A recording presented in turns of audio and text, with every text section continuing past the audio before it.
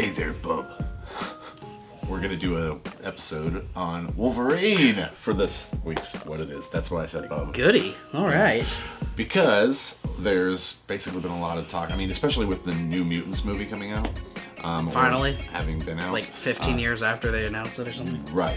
It feels like forever. It feels like the perfect opportunity to really build on and create our new Wolverine. So we're going through the top 15 on an article of shortlist on who could be potentially the new Wolverine. And what was your name again? Mine? Yeah. Oh, me. I'm Kelly McKinney of Hohenheim Productions. And I'm Josh Gibson of Fourth Wall Players. Bam. That was smooth. That was super smooth. And so, let's jump into this. Why do these guys have money signs next to them? I have no idea, because apparently we can buy them. You could buy Keanu Reeves for $349. I think we can stream John Wick for $349. Oh. They're trying to sell us a movie of theirs. It's like, here, take a look at the prospects' latest work. Yeah. Okay. So. Well, that's not nearly as enticing. Right. No, it's not. But what do you even do with the Keanu Reeves? I don't even know. I don't know. I mean, if you're a guy, I mean, if you're a girl, I know exactly what you do. No one can doubt that Keanu Reeves is excellent. But he's too old for Wolverine, and this is the really big thing. He's already entered the MCU as a character. We don't know who yet, though, do we? No, we don't still don't know. We don't know yet. Watch our previous video for speculation on that. That's right, and you'll see that up there. That was a while ago. That was with Steve. Yeah, it was. Yeah, sure. All right. Was. Anyway, all right. So Keanu Reeves. So we're reading this list. 15 is Keanu Reeves, and then we have Daniel Radcliffe. Now, so this is interesting because I think we've discussed this one before, right? Yeah. Daniel Radcliffe. And I like this. I like this option just because I like Daniel Radcliffe. Right. In most I think he's a he's really done. good actor, and he's got. I mean, he's like what 5'6" or 5'7", so he's short like Wolverine. He's short, is. He's short like Wolverine is. I mean, and this is what's and that doesn't matter to me at all, but it does to a lot of X-Men fans. So there's that. Big time. So yeah, Daniel Radcliffe. I can see that. Jason Momoa. No. Nope. Sabretooth. Yeah, get rid Maybe. of it. That would be excellent. Yeah. I could see that being an old and see, this is the thing is, I feel like though if they do that, they need to build backstories on Sabretooth where they're not related. And if we had Daniel Radcliffe and Jason Momoa, they're not related, okay? They're just not fucking related. Let's just be honest there, right? So Jason Momoa, that's a quick no for me. John Boyega. Oh, interesting. I've never considered that. That's interesting. I don't know. I would like to see him as an X-Men. That would be cool. I could know more if I easily buy... see him as like Iceman. Yeah, something really like cool. that. Yeah, he'd be really good at. Yeah. Cool. Richard Madden. Oh, he's short. Does he have the range? Does he have the acting range? All he did in Game of Thrones was like stare off stoically in the middle distance. so then you have to but okay, but this that's is all my he did in question. Cinderella too, right? Is it much of a stretch? I haven't seen his new show. From Richard Madden to go from staring off stoically to grunting and being angry stoically. Right? Again, I think it would have to depend on if he can do the accent. Because part of what made Hugh Jackman so great was that he could. Well, a lot of it made him great. I mean, he was Wolverine. He embodied the character really well. But if he was doing it with an Australian accent the whole time, it would have been really distracting. It would have been very distracting. Incredibly distracting. Yeah. And so at the same time, I don't doubt Richard Madden could do a. But he's already an Eternal. Accent. So he can. Oh, is he? Okay, so this is another where Jon Snow is cast. Black Knight, but I can't remember who Robb Stark is. Where they're already Robb Stark cast. is one of the Eternals. Yeah. Richard Armitage. Interesting. I'd say no, just because I couldn't stand him in The Hobbit. Good lord. Really? I don't like him. The Hobbit movies were just bad. Though. Awful. That's not his fault. No, that's not. I love this suggestion. Ooh, Taron Egerton at number 9. Taron Egerton. Love this suggestion. Taron Egerton. He's amazing. Oh, Rocket Man. Yes, I still need to watch that one. It's interesting because I think a couple weeks ago I started it and didn't get to finish it. Just because I was in the middle. I love how it says the Kingsman franchise features Colin Firth. Like he isn't the secondary main character. Featuring Colin Firth. They may as well have featuring said Colin Firth. They may as well have said starring there. The X-Men franchise featuring Patrick Stewart. And it says that he's definitely the front runner when it comes to being the next Wolverine. So why is he number 9? I have no idea. That doesn't make any sense. Oscar Isaac. See, this is the thing. I love Oscar Isaac. I just can't see him as Wolverine. Yeah, I know. I don't see him as Wolverine. Like, he's almost too charming. And this is Does that make sense? Like, yeah. Like, you see, right, exactly. It's like I can't picture Oscar Isaac being in a role where we don't play off I think his charm. I think he'd be more of a humorous superhero if he was one. Right. Because he tried playing Apocalypse, and I didn't have too many issues with that movie. Right, that was just more of the. But I also didn't expect a lot going in. Yeah. So that's probably part of it. I didn't have high expectations. Yeah. But I know a lot of people hated his performance as Apocalypse. Well, I think of 10 years. When I think of Oscar Isaac, yeah. I think of him in 10 years, and oh god, I fucking love Or him in Sucker Punch. Oh yeah. Which is where I discovered him, was Sucker Punch, but. Okay. Then number seven. Scott Caan. Okay, talk about if this was 10 years ago, yes. Right. Because I think he has the look.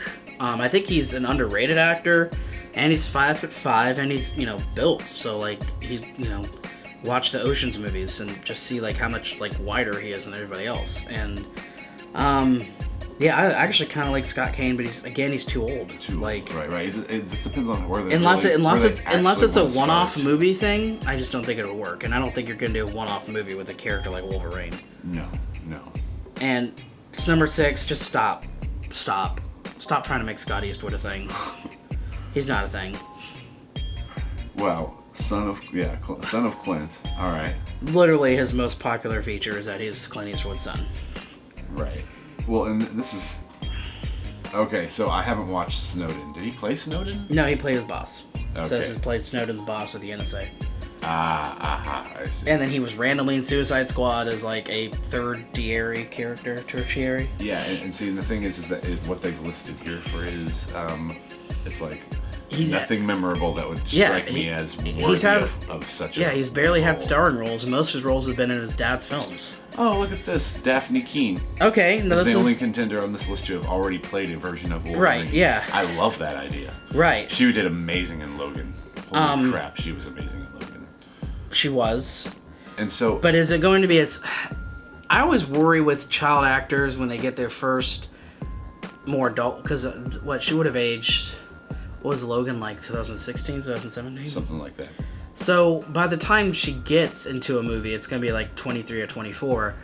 So she's going to be like 18, 19 years old, whatever. Right, well, and this is the thing is that... And it's always a hard transition for child actors. Like, you look at Kristen Stewart, and you look at her in, like, Panic Room. Right. Where she was friggin' amazing.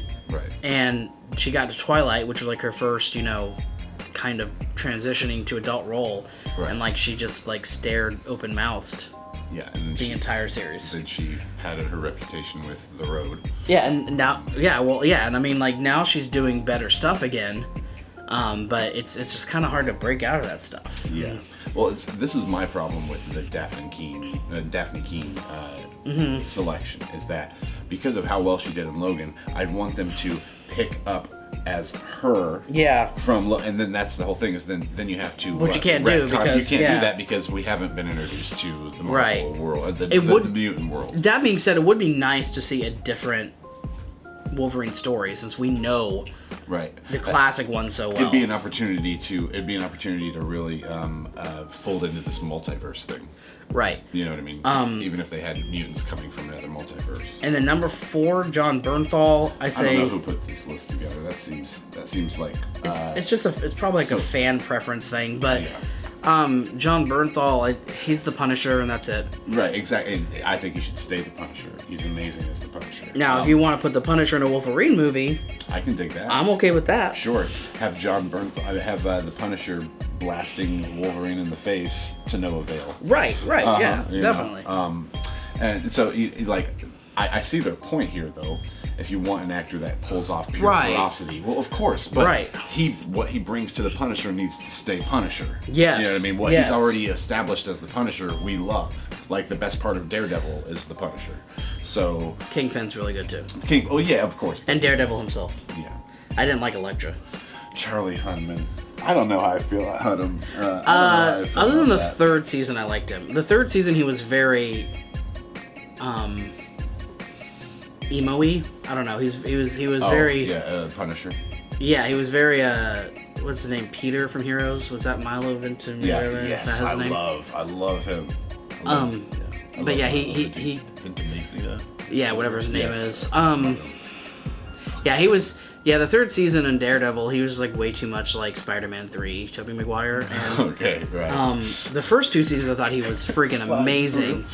And yeah, really, the third season was just he wasn't that great. And but I do still like him as Daredevil. I think he's a great Daredevil, and I thought Kingpin was great, and obviously, and John Bernthal's a Punisher. Right.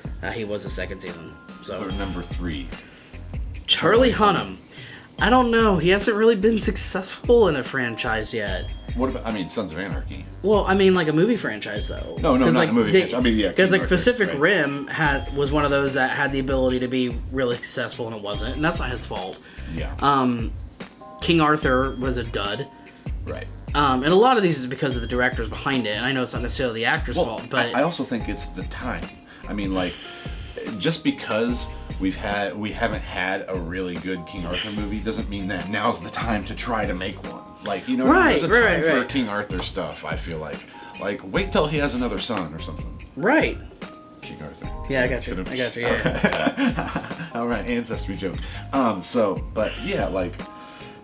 So I think that's the biggest thing, is that there was the time for it. Like, they thought just because Charlie Hunnam had just finished up Sons of Anarchy that people were going to rush out to go see this. Right. And they were only right for about 10% of the fans, because only 10% of the fans of freaking Sons of Anarchy folded into that we love Shakespeare and classic literature. Right. Because they realized that it was a retelling of Hamlet. Sons right. of Anarchy was a retelling of Hamlet. So it's like, other than that, like, that's all they had to go on. And other than that, I just because somebody's popular as a TV show character or a TV show franchise doesn't mean they'll do well in a movie franchise too. I mean, but yeah. So when it comes to Charlie Hunnam, I can see him doing Wolverine. He's just not my favorite pick. Yeah. Because I can see him pulling off the ferocity. I can see him pulling off the facial hair. I can see him pulling off the biker. All of the aspects that you need for it. He's just not my favorite pick. Right. Definitely not on this list. Okay. Luke Evans? Again, isn't he in his 40s? Luke Evans, okay. I love Luke Evans. I love him, but we're talking about doing a reboot, and I mean, don't you want younger actors? And I don't mean he's obviously younger than Hugh Jackman, but not by much.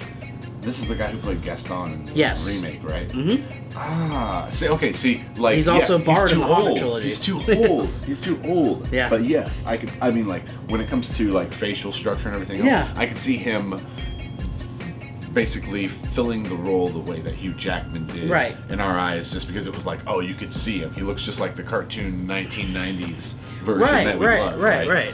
So I could see that. Still not my favorite pick, because he's old. Again, no. Oh, and Tom Hardy. Of course, Tom Hardy. I mean, and again. And that's just because he can play anything, right? Pretty much. Yeah, I see that. Which he can, but he's already Venom, and you know that's going to get crossed over. They're not going to drop him as Venom. And you know what? And honestly, I love him as Venom. Yeah. I saw Venom, and I was like, oh, you know what? So. It was interesting because when I watched Venom, I understood the criticism. Yeah. I still enjoyed the movie thoroughly. Right. But I understood the criticism. Right. My favorite part, naturally, is like, I feel like probably most people's favorite part, is the relationship between Tom Hardy's character and Venom. Yeah. The symbiote themselves. Right. That was the funnest part of it, was their back and forth, and like the jokes, for instance, like, well, and the thing with like those Fox, I guess that was Sony, wasn't it? But the thing I think what makes MCU so special compared to those other comic book movies, for the most part, they've misstepped a couple of times, but for the most part, I feel like they're really good at at building the movie around the actor instead of trying to fit an actor into a movie. Yeah. Well, you know what I'm saying? Oh, I think this is another thing, though, too, I feel like Sony does, is that they're not afraid to... I mean, with the DCEU, I never believed that anybody's in danger.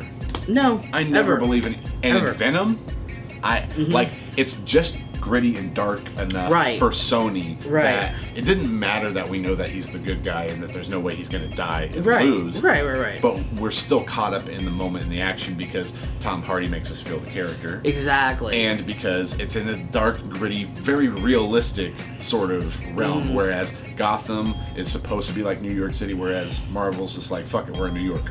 You know what I mean? You're like, hey, we're in New York. Can you relate to that? We just blew up 3rd Street. You walk down there every day. So it becomes one of those things. That's it. Yeah, and that's it. So that's everybody. So then, what's your favorites? What's your favorite? Pick one. Out of these, it's probably either Taron Egerton or Daniel Radcliffe, just because I want to see him try it. I don't think he'll necessarily be the best, but I like that he's a good actor, and I just like to see him be something like that. Yeah, for me it goes between Taron Egerton and Charlie Hunnam, actually, because I just think that would be interesting. I just guess I don't see him fucking it up. Yeah. You know what I mean? Like, I just don't see it wouldn't be like, oh, I hate him as Wolverine. It's just be like, oh yeah, cool, we have a Wolverine. Yeah. You know, it'd be like, yeah, I feel like we have one. But yeah, so what do you think? Who is your favorite pick from New Wolverine?